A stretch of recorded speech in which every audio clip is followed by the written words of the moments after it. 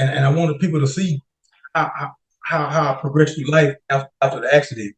But I tell people my life was good all the way up until 2013. But after 2013, my life been great. You know, and if I had to do it all over again, I would rather live the same life because what the things I'm doing now, man, is phenomenal. You know, Over 170 years ago, Henry David Thoreau observed, "The mass of men lead lives of quiet desperation." Is this you? Do you feel trapped in the rat race we call life? Are you truly the person you desire to be? Are you unhappy with where you find yourself, physically, mentally, or spiritually?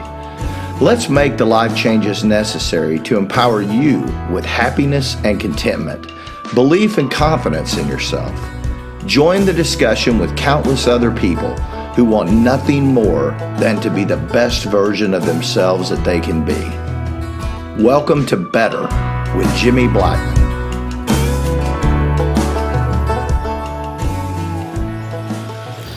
Sergeant Young, how are you? hey, I'm doing great, sir. Fabulous. Awesome. You're looking good. Got a little snow on the mountain down there, don't you? Hey, as you get a little older, it's that wisdom. Wisdom. I love it. Love it. Well, hey, folks, welcome to Better. I'm Jimmy Blackman, your host, and today I'm excited to catch up with a great non-commissioned officer who I was privileged to serve with in the 159th Combat Aviation Brigade and 101st Airborne Division. Sergeant First Class Octavius Young was my equal opportunity non-commissioned officer and just a rock star NCO. And I'm humbled and honored to have been able to keep in touch with him over social media and now email and the podcast.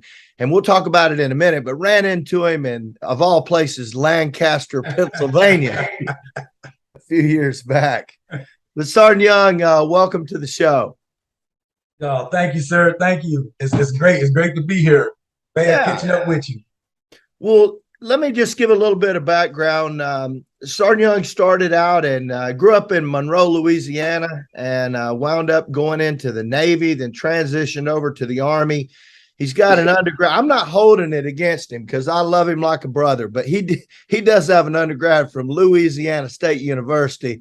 And being a Georgia Bulldog, it is what it is, I guess.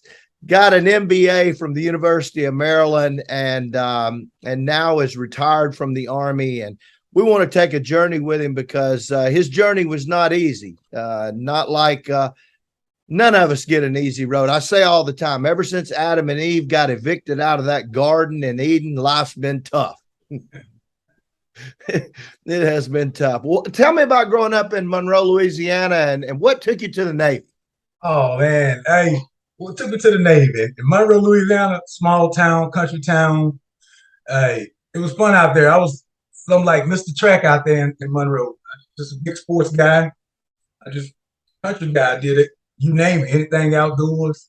That's what I did. Hunting, fishing, just hanging out with my peoples, and just playing sports. And then the Navy is something. I always been a adventurous soul. I always wanted to just see the world. So I graduated. I was in ROTC. I was in the Navy in ROTC, and my instructor, he talked to me a lot about what I could get out of joining the military. And he always talked to me about making a career out of it. So I listened to him all 4 years. And at the end of that time, I just made the decision to join the Navy since I was in Navy ROTC. But believe it or not, I used to always visit Army bases while I was in the Navy. ROTC, we all went to Army bases for drill during our high school time. So I guess that's why. So you had some exposure to the Army early on as well, yeah. Yes. So that was 1990, right? When you right. Okay, so 1990, and you spent how long in the Navy before you transitioned? 6 years. And what made that transition for you? It's not enough adventure to tell the truth. And being on the ship, it was fun, but I'm a adventurous soul. I just figured the Army would have been a better fit for me, and I found out I was right. Yeah. So 19 years later, became an Apache crew chief, right? Apache. I always stayed with aviation the whole time I was in the military. I was always infatuated with aviation. So I fixed F-14s and intruders in the Navy. And when I came over to the Army, I just stuck with helicopters. So Apaches, Blackhawks, and Chinooks. I started off with Apaches, and then I went over to Blackhawks, and then I did a little dabbling in Chinooks. I was able to get all three of those MOSs. This is pretty cool. Yeah. And then got some additional schooling there for the equal opportunity, and you did the SHARP course as well, Right. which is our sexual, for those who don't know, our sexual assault coordinator for an organization. And then that's where we met in the 101st. I was a brigade commander, and Sergeant Young was our brigade representative for EO. And I always liked. As a brigade commander, I knew I had those people that were just going to tell me what I needed to hear, would be straight up and stood of what they thought I wanted to hear. And Sergeant Young was always that guy who was just going to tell you straight up how it was and give you, advice and counsel. And I always appreciated that about you. What year so we shut the brigade down after that trip to Afghanistan in 2015. Now, you transitioned in there though. After 2013, when I had the accident up in Afghanistan, and I went back to WTU, and I hung around, and I still try to keep in touch with the unit until they transitioned. And I stayed with the WTU for a while, and they worked me to where they was going to actually let me stay in with the problem with my hand. But what ended up happening, and on way to my en route to my next duty station, my luck must be real bad. I got T-bone, so that set me all the way back, and they put me back in the hospital. So they had to basically redo all those surgeries that they did. And let's back up. Talk to us about the accident in Afghanistan. Yep, I was basically I was out. I used to, like to say, I was the EO, so I used to travel to the different FOBs, and I was traveling out to where we had one of our units out, and I was traveling out there, and when we got out there, we were doing some things, and I was helping some people out, and I guess they had some reaction. So I forget the FOB, but they used to always get some reaction. They drilled the alarm used to go off. So I guess for their reactions, and I was doing something, and somebody actually hit me when doing that time with something. I guess they just hit me in the right spot, and everything that I had did with that arm, it messed it up. And I guess with all the people, the way we pushed back, I just hit my back. And I just thought it was something simple. But we found out it wasn't. The next day, everything didn't look right. What did you experience that next day? Next day, my hand just locked. It was locked in just a close position, and my neck. I was just having a lot of headaches. Just couldn't turn my neck certain ways. Right. So, my battle buddy, which was Sergeant Lawrence, the sharp guy, and we hung out together. So he was the one who took me over to medical, and they found out I was having got probably somebody just hit me in the right spot. I was just messed up from there. And 2 days later, I was in Landstuhl. So they medical evac you out to Landstuhl. Right. How did it go from there? Well, at Landstuhl, they actually did surgery on my wrist in Landstuhl.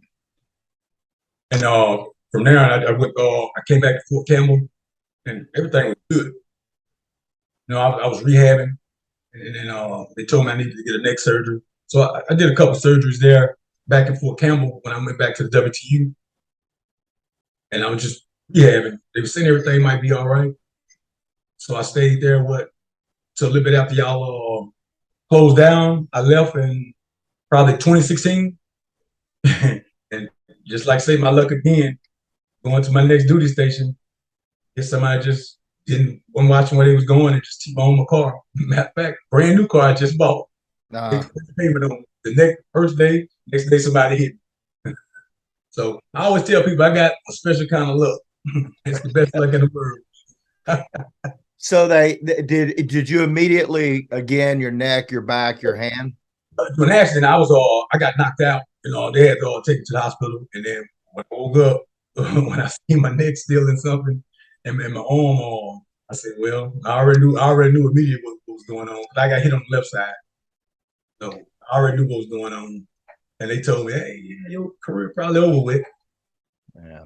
So, So everybody that's watching this or listening, they see you smiling or you know, and that's Sergeant Young, always optimistic, always. I mean, this is a devastating injury. I mean, life altering injury. Mentally, were you smiling or was it hard? I mean, what were your emotional state? at first, I wasn't because, I'm a dominant left-handed person. I guess a lot of people don't realize that. So, I was in a bad place for a while. For at least like the first year, I was a hot mess. I wasn't able to hold nothing. I've never been married. So I tell a lot of people going through things with somebody is better than going through things without somebody. And then, well, I had to go through all this stuff, basically alone, being a single guy. I had family support, but I tell people that's kind of different. I guess married people kind of understand that. When you got family, but when you're married or you have a significant other, those people understand when you're going through a traumatic event, how important it is to have somebody with you. So, Absolutely. so I went through all of it alone, but for me, I'm a pretty resilient guy, but it took a little bit. I actually talked to one of my old track coaches. My mom and them got me in touch with, and that's actually how I got into all these sports. He just told me, I gotta just start looking at things I used to do and stop being mad at everybody. And then now on, I just started a lot of different adaptive sports. I found out they had adaptive sports. I've always been an athlete, and they say athletes will always be athletes. So, I think that's one of the best things around for anybody that's got any kind of disability, whether it be mental, physical, or whatever, is to get back into some kind of. So you found something to, number one, that you were passionate about, you love, but you gave yourself focus instead of you could have just sat around feeling sorry for yourself, but that wasn't going to fix anything. Yeah, and for that first year, it wasn't fixing nothing. So, and then everybody that know me know I've always been in shape and I've always been one of those active guys. So, yeah, I just had to figure it out. It took, it took a year, and I think sometimes it takes, no matter what kind of person you are, it's gonna take you a little time to accept things and figure it out. I'm not even a person that cried. I remember crying the first time when I realized I had to accept the fact that I was going to basically be a one-handed for the rest of my life. How doctors tell you things that you're not gonna be able to do this, you're not gonna be able to do that. No, being soldiers, we don't accept nothing. So I wouldn't accept it until one day I caught a flat, and I had to try to change it on the side of the road. But I think that's the first time I ever cried in a long time, but I couldn't change my own flat. Wow. So that's when I had to accept the fact that I'm actually gonna live life with a disability. Had some choices to make. Yeah, and then after that year, I ended up being a service dog, and that was pretty cool. I think you met me when we was in Lancaster. Yeah. And I think that was like one of the best things that ever happened to me when they gave me that dog. Because we've been together 9 years now. My life changed for the better. I'm my new 100% now. I do a lot of public speaking. I just try to get around and I just try to tell people my story. And I even show videos of my surgeries when I talk to people with disabilities and stuff. Just tell them, hey, sometimes it is what it is. You just gotta just move on to something else. Well, I can imagine. I mean, a service dog, and I know a lot of soldiers who have service dogs, and they're worth their weight in gold. But when you're alone, when you're single, when you live alone, I can only imagine what a companion that dog is. Dog, and people that follow me on social media, and I'll tell you another reason that I opened up my social media to the world, because I've always been a private person when I was away from the military. But I opened my social media to the world because so many people know me, and I wanted people to see how I progressed through life after the accident. But I tell people my life was good all the way up until 2013, but after 2013, my life been great. And if I had to do it all over again, I would rather live the same life, because the things I'm doing now, man, is phenomenal. I never thought I'd be doing all the stuff that I'm doing now. And sometimes I think it take traumatic things to even bring a good person. Sometimes even bad things happen to make even a better person. So all this stuff just made me the best version of me that I possibly could be now. And it's cool how I get to get out and talk with people, and how a lot of people know me now. I never knew all this stuff would happen. I'm You know, when I was in the military, I got to fly on private jets for the first time. I used to tell my friends that I used to always tell everybody I was a rock star. I just don't play instruments and sing songs. I used to always tell people through my career that. And then it's crazy that when this all this happened to me, I flew on my first private jet and I took pictures and showed everybody. I said, "Hey, I'm really a rock star now."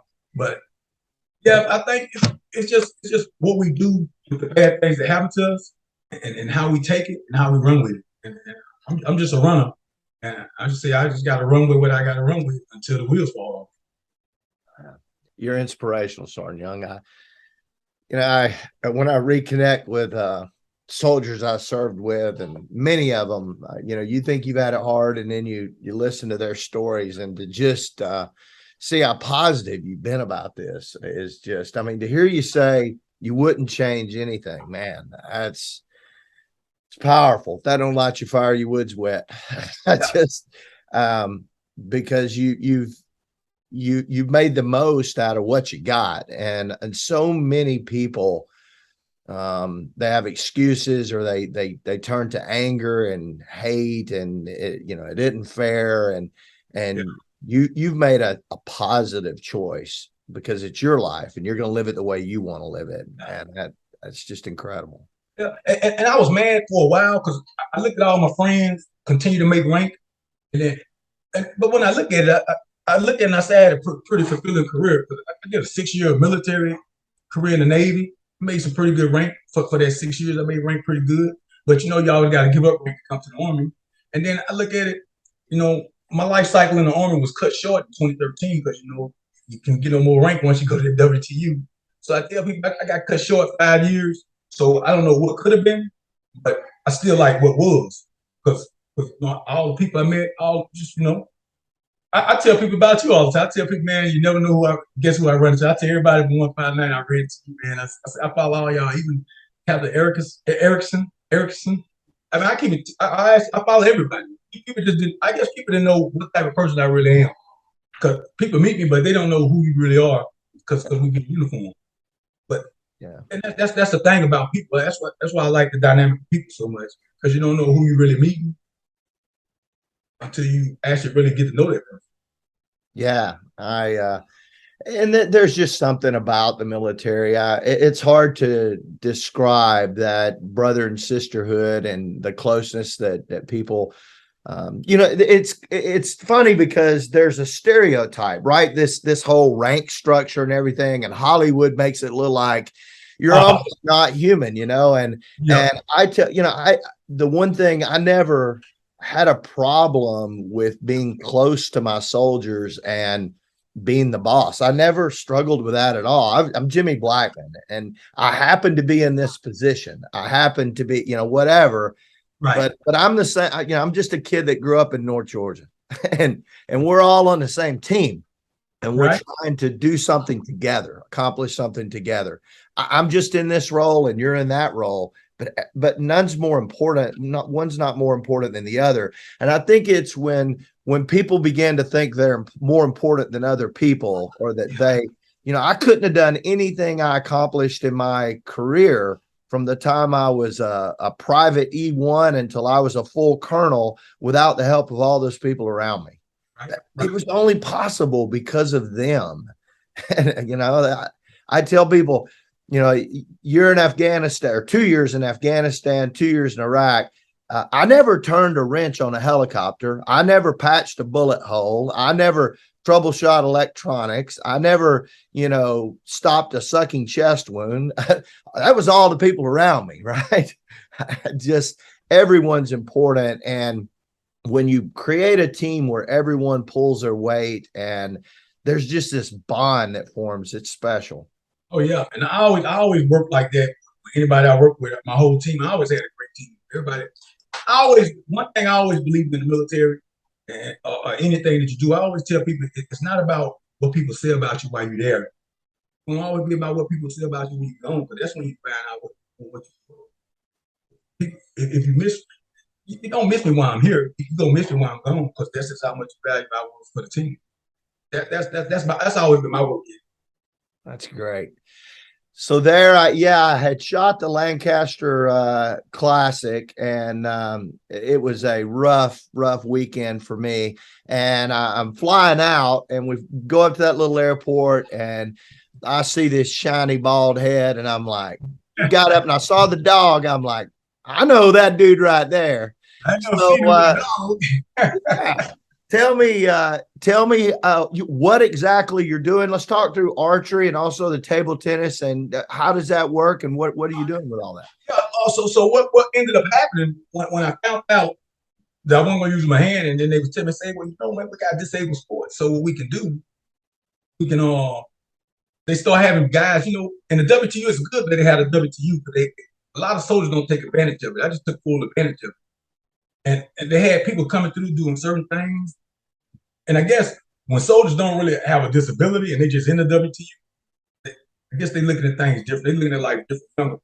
But I was looking at life in another way, looking at something that I needed to do. And so when all those clients start coming through, and then they start telling me, well, you actually got something wrong with you. You can actually do this and do that. I'm one of them guys where people tell me I can do certain things and it sounds pretty fun. I'm gonna go check it out. So, and I know how to play table tennis. So I went to a camp, and then next thing you know, at the camp they say, everybody that's here, we're gonna see who can actually get classified to be on the USA team. So and I know you had to get classifications, and they just check your disability. For some reason, they gave me an 8. And they said, hey, want to be on the team? I just had to play a couple games with some people and win this little small tournament. I like 3rd place. And I started traveling with the U.S. table tennis team. I've been to like Costa Rica, a couple places. I did that for a while. I'm one of them guys that I like to do stuff that I ain't been doing. I like challenges. So, and they showed me that I got to wrap it around my hand, wrap it with a scrap. They showed me how to do it. And I get to play against other people. And that was cool. You get to change pictures, change jerseys with all these different players from different countries. So that was fun. I did that for a few years.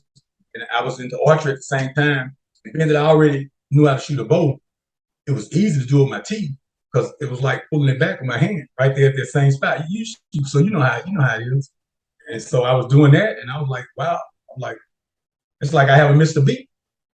So, I just didn't know how hard things was, or how easy things was. Because until I started trying it, I was like, wow, I'll pick it up on all this. I got into cycling, just like, cycling. I did a lot of those cross-country cycling rides. I don't know, I guess I was just so excited to be doing stuff that I was doing too much stuff. They were like, need to slow down. I was just out there, just doing everything. Well, I think that's just awesome. And it's so close because for those who don't know, I am a table tennis fanatic. I've been playing since I was probably middle school. And of course, every Army day room has a ping pong table. So I always play table tennis, and of course my archery and cycling. And so, I when I was prepping for this, I'm looking at him like, yep, Sergeant Young, my brother from another mother. That's it. 3 things. Hey, I work with you all that time. Hey, we had all that in common. It's crazy. Yeah, absolutely. So where are you living now, and what's on the horizon for you? I actually bought a house in Houston, and on the horizon now, I'm actually I run with the semi-pro track club now. With because since disability, what I do now, I don't like while I did a lot of disabled sports, I still do disabled archery, but I kind of being that I'm always working out and stuff, I kind of build up elite level. So now I just take my talents and I do stuff against able-bodied people now. So I'm on a semi-pro track team with UATF. I go with the Masters program. I actually broke the high jump, long jump record. Really? What'd you jump? 60 or 61. Yeah. Broke that in the indoors this year because I just started running with them this year. So pretty cool to get into that. And then the outdoor season's starting up. So I'm knocking out. I just been training and doing outdoor track meets. And I tell people my legs were good. So good. Are you 50 yet? I'm 51 actually. 51. All right. I turned 51 on April 18th.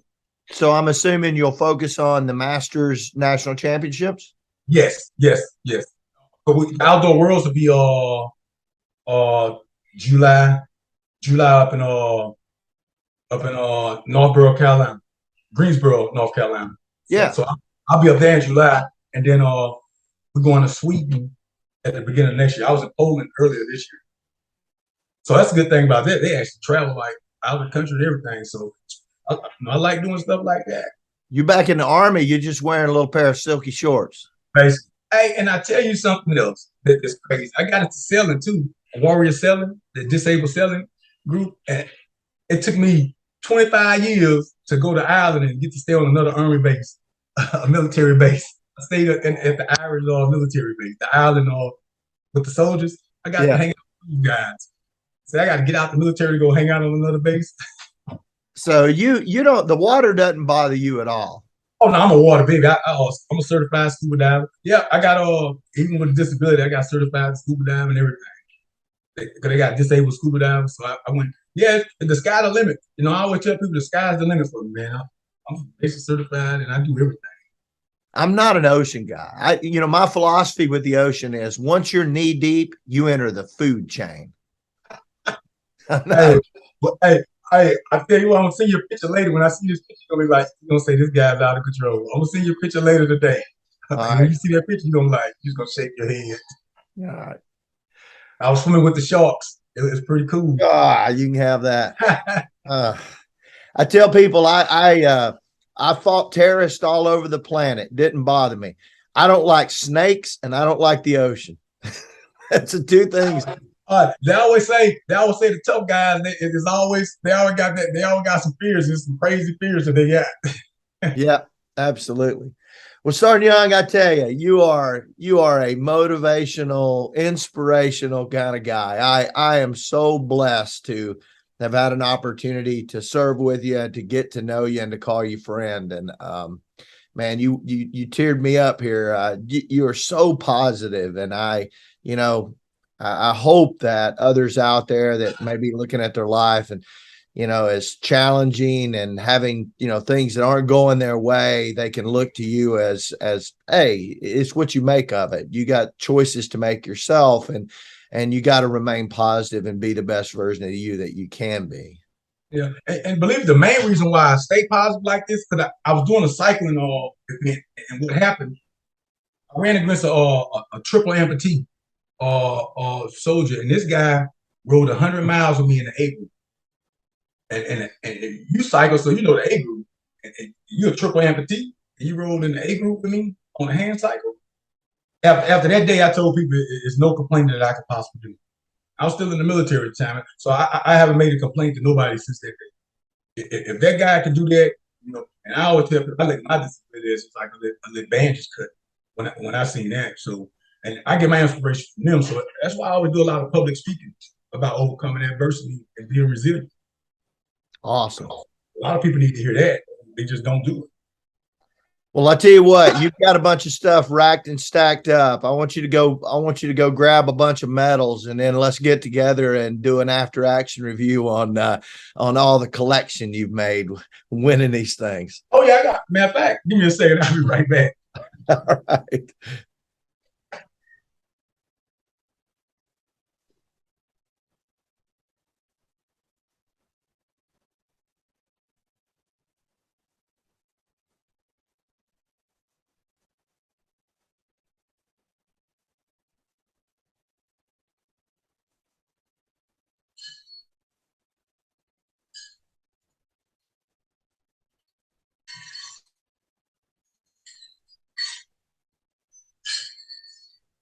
It's like one of them right here.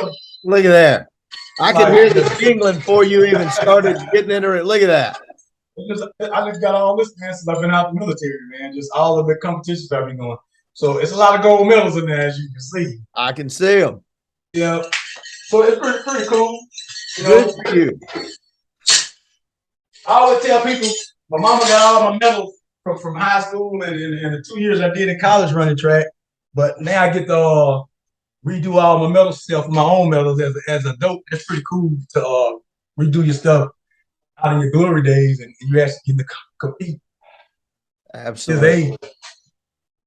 So it's pretty cool. And then I even got a lot of Army medals in there because I did the Warrior games, Victor game for a while. So that was pretty cool. Absolutely. Through that. Sergeant Young, thanks again for taking time to come on the show, and thanks for everything that you've done to set an example for those who may have some challenges of their own. Oh yes, sir. Hey, no problem, man. I'm just gonna keep on moving forward and trying to do what I do and and just keep doing the best version of me that I can be. Absolutely. Thanks, Sergeant Young. All right, hey, you have a good one, sir, and we'll talk soon. Absolutely. The old guard goes and a hero passes by. Another one's gone to the other side.